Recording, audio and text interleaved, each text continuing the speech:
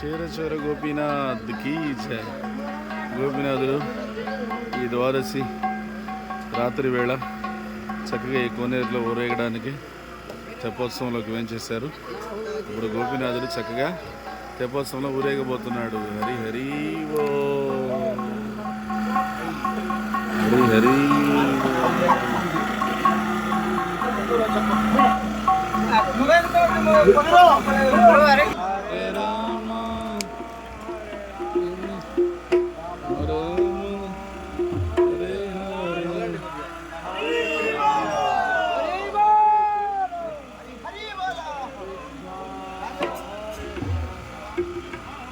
చక్కగా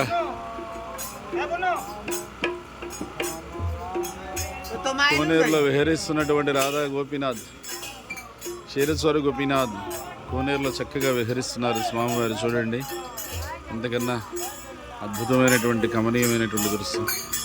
ఆనందంగా విహరిస్తున్నటువంటి స్వామి.